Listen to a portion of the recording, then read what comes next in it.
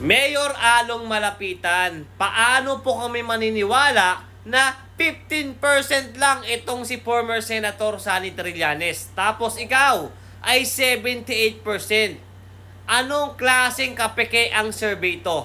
Samantalang, dinudumog po ng tao si former Senator Sonny Trillanes. Eto, panoorin nyo kung gaano siya kamahal ng mga taga-Caloocan. Eto, panoorin nyo. Panoorin nyo!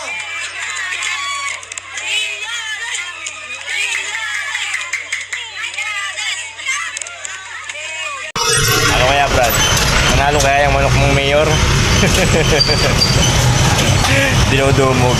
Paano hindi na daming tao yan? Nasa palengke yata yan. Pagkatalo pa yan ng mayor dyan sa Caloocan, baka sa susunod na eleksyon pwede yan pakbong kapitan.